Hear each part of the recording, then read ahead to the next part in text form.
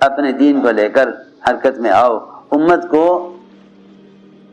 کو ڈوبنے سے بچانے کے لیے یہ راستہ نہیں ہے کہ آدمی صرف یہ سمجھ لے کہ اگر ہم نے مادی اسباب حاصل کر لیے چھین جھپٹ کر تو ہم کامیاب ہو جائیں گے. اگر اس سے دنیا کی 4 روزہ زندگی بن بھی گئی تو آخرت کے بننے کا تو اس سے کوئی تعلق نہیں ہے. اس لیے ہمیں چاہیے کہ اس نقل حرکت کے ذریعے اپنے ماحول کو بدلیں. اس وقت ضرورت ہے اس کی کہ امت کو اللہ کے فرائض کی طرف لاؤ. اس وقت ضرورت ہے اس کی. کیوں؟ اس لیے کہ جب دل دکھے ہوئے ہوتے ہیں اور امت حالات میں ہوتی ہے تو ہر ایک چاہتا ہے کہ کوئی نجات کا راستہ ملے. جب حالات آتے ہیں تو دل نرم ہوتے ہیں. اس موقع پر اعمال کی طرف لانا آسان ہوتا ہے. جی ہاں، لوگ پوچھتے ہیں بھائی کیا کریں ان حالات میں؟ کہ حالات میں عمل کی طرف لانا آسان ہوتا ہے. خواہش کے نقشے سے نکالنا عمل کی طرف مشکل ہوتا ہے، لیکن حالات اور مصائب کے زمانے میں اعمال کی طرف لانا آسان ہوتا ہے کہ قلوب نرم ہو جاتے ہیں. تو میں نے عرض کیا کہ یہ موقع ہے اس کا، لوگوں کو دعوت دے کر اعمال کی طرف لاؤ. کیونکہ اللہ رب العزت یہ دیکھتے ہیں کہ جو دوسروں کو عمل کی طرف لا رہے ہیں، اللہ تعالیٰ ان کی قربانیوں کو عام امت کے حالات سے نکلنے کا سبب بنا دیتے ہیں. یوں ہے بات. اس لیے عرض کر رہا ہوں کہ مولانا صاحب کا معمول تھا کہ جب مسلمانوں پر کسی بھی طرح کے حالات آتے تو حضرت جماعتوں کی نقل و حرکت کو بڑھا دیا کرتے تھے. یہ نہیں کہ حالات میں آج کل لوگ وظیفے پوچھ رہے ہیں. وظیفے کہ بھائی کوئی وظیفہ بتاؤ جس سے بیٹھ کے پڑھ لیں. کوئی کہہ رہا یہ ختم کر لو، کوئی کہہ رہا وہ ختم کر لو، کوئی کہہ رہا یہ ختم کر لو، کوئی کہہ رہا وہ ختم کر لو. اور میں یہ سوچتا ہوں، میں نے کہا جن فرائض کے چھوڑنے کی وجہ سے حالات آ رہے ہیں، کیا یہ حالات وظائف سے ٹھیک ہو جائیں گے؟ سوچو تو صحیح. حالات آ رہے ہیں فرائض کے چھوڑنے سے، ٹھیک ہو جائیں گے وظائف کے پڑھنے سے؟ لو کوئی بات بھی ہے بنا. جی ہاں، پوری رات بیٹھ کے یہ وظیفہ پڑھ لو حالات ٹھیک ہو جائیں گے. ارے تم پوری رات پڑھ کے سوتے آرام سے، اٹھ کے فجر کی نماز پڑھ لیتے، اللہ اسی پہ حالات بدل دیتے. ہاں، جو آدمی عشاء کی نماز اور فجر کی نماز جماعت سے پڑھ لے اسے پوری رات کی عبادت کا اجر ملتا ہے.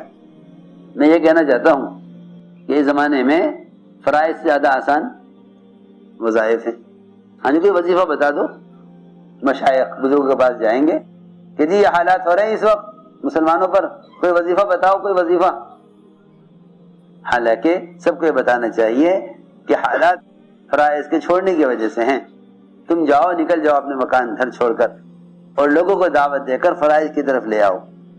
میں تمہیں کیا بتاؤں، پتہ نہیں سمجھ میں آئے گی بات یا نہیں. رات میں یہ سوچ رہا تھا، سن 47 میں جب ملک تقسیم ہوا، 46 کی حضرت کا بیان مولانا صاحب کا، 1 سال پہلے 46 مولانا صاحب کا بیان. حضرت کہہ رہے مجمع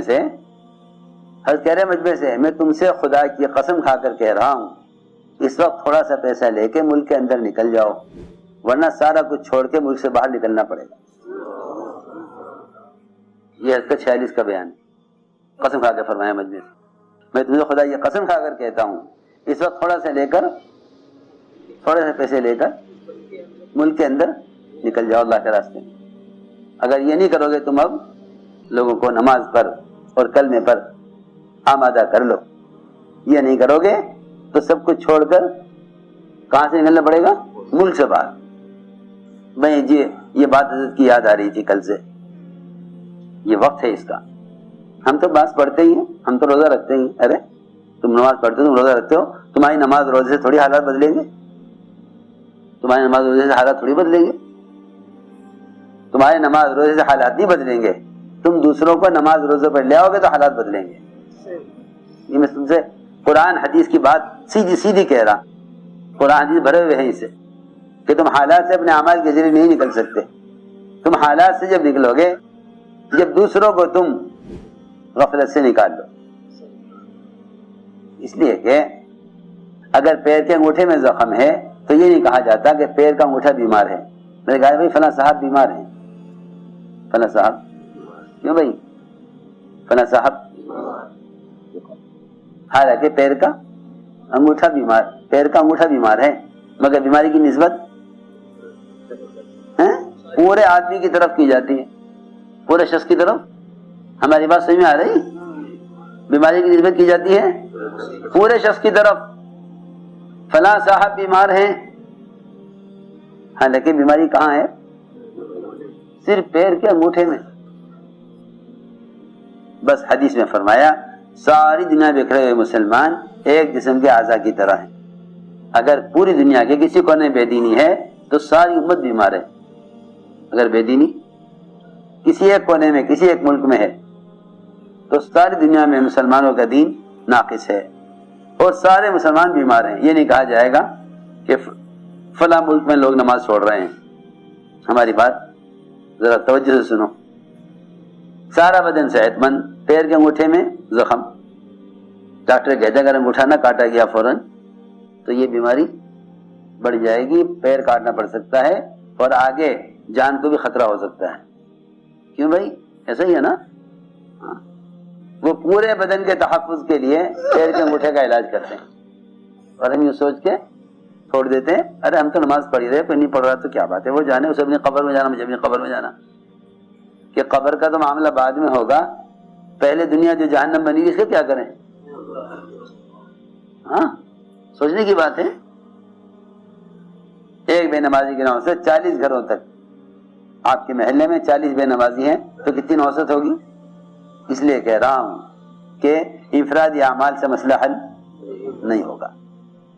اللہ تعالی مسلمانوں کی مدد سارے باطل کے خلاف اس پر کریں گے کہ تم دوسروں کو ایمان عمل صالحہ پر آمادہ کرو. ورنہ قرآن نے صاف کہہ دیا کہ امت کسی بھی زمانے میں خسارے سے بچ نہیں سکتی جب تک دوسروں کا اعمال پر آمادہ نہ کرے. دوسروں کا اعمال پر آمادہ نہ کرے. اگر چاہو کہ حالات بدلے تو اپنے وطن چھوڑو اور نکلو اللہ کے راستے میں. عمل چھوڑنے والوں کو منکر کے ماحول سے نکالو اور عمل کے ماحول میں لانے کی محنت کرو، کیونکہ اس پر اللہ رب العزت حالات کو بدل دیں گے. کیونکہ اللہ تعالی مدد فوراً لے آتے ہیں ان مسلمانوں کے لیے جو دوسروں کو عمل پر لانے کی کوشش میں لگے رہتے ہیں. اور اگر دوسروں کو عمل پر آمادہ نہیں کرتے تو تم اپنی عبادات کے ذریعے مسئلے کو حل نہیں کرا سکتے. اپنی عبادت کے ذریعے مسئلے کو حل نہیں کرا سکتے.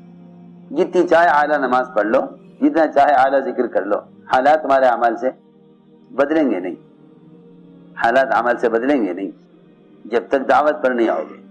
یہ اللہ تعالیٰ کا ضابطہ ہے، یہ اللہ تعالیٰ کا ضابطہ ہے. یہ کوئی کہنے کی بات نہیں ہے، قرآن حدیث سے بھرے ہوئے ہیں. اللہ نے قسم کھا کر کہا ہے قرآن میں کہ اگر دوسروں کو اعمال پر آمادہ نہیں کرو گے اور دوسروں کو اللہ کے فرائض پر نہیں لاؤ گے تو تم خسارے سے بچ نہیں سکتے. تم اس چکر میں ہو کہ حکام مان جائیں تو مسلمان کا حالات درست ہو جائیں. بس میرے دوستو اس کے لیے عزم کرو، ارادے کرو، اپنے وقت کو فارغ کرو امت کو ایمان اعمال صالحہ پر لانے کے لیے. ذمہ داری اپنی نہیں ساری امت کی ہے. اپنے وقت کو فارغ کرو امت کو ایمان اعمال صالحہ پر لانے کے لیے. ذمہ داری اپنی نہیں